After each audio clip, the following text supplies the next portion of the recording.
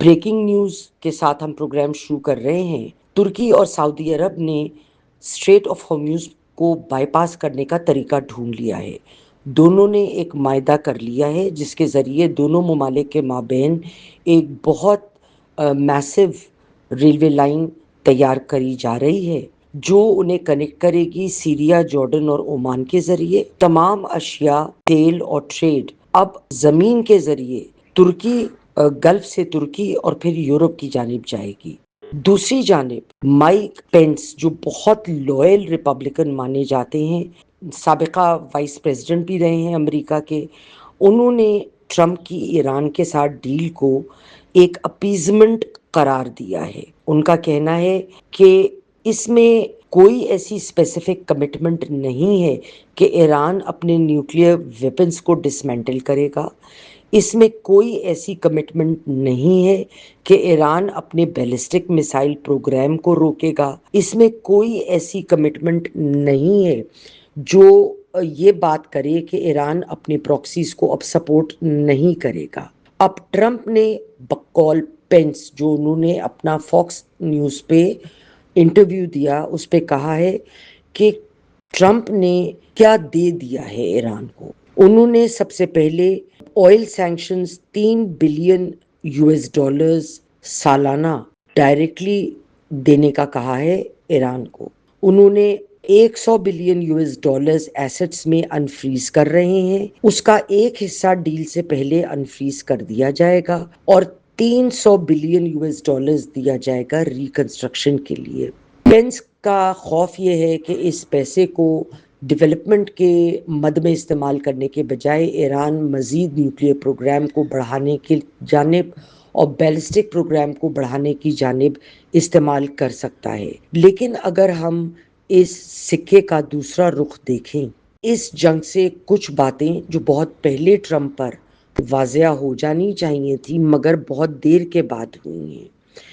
انہوں نے یہ واضح کر دیا ہے کہ جغرافیے سے آپ لڑ نہیں سکتے، اور ایران کی آئیڈیالوجی یہ رہی ہے کہ وہ اپنے کبھی بھی میسائل آرسنل کو ڈسمینٹل نہیں کرے گا کیونکہ یہی اس کا ڈیفنس ہے۔ اور اسی طرح اسٹریٹ آف ہارموز جو ہے اس پہ ایران کا کنٹرول قائم رہے گا، اور جغرافیے کی حساب سے یہ وہ کر سکتے ہیں۔ لہٰذا ان کی جو اسٹرینتھ ہے، جو طاقت ہے کہ وہ کبھی بھی ریجنل شپنگ کو تھریٹن کر سکتے ہیں اور روک سکتے ہیں، وہ برقرار رہے گی۔ لیکن اس کے علاوہ جو ایک چیز بہت زیادہ اہمیت کی حامل ہے وہ یہ کہ ایران ایک ریجنل چیلنج پریزنٹ کرتا ہے۔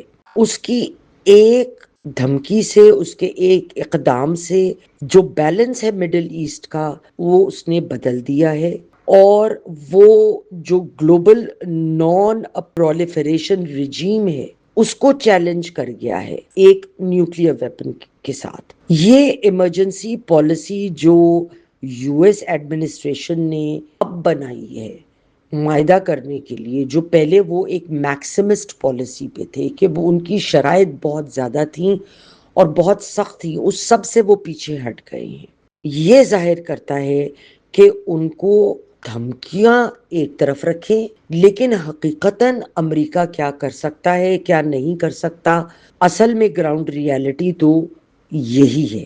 اس لیے کوئی بھی نیگوسیشن جو ایران کے ساتھ ان کے نیوکلیئر پروگرام کے ساتھ کو لے کر بنائی جائے وہ ٹیکنیکل ایکسپرٹس کے ہاتھوں میں ہونی چاہیے، نہ کہ سیاسی سلوگنز کو لے کر۔ ان معاملات کو لے کر جتنا کچھ ٹرمپ نے گیو اوے کر دیا ہے، امریکہ اس کو بہت امریکہ کی شکست فاش کی طرح دیکھ رہا ہے، جو کہ یہ ہے بھی۔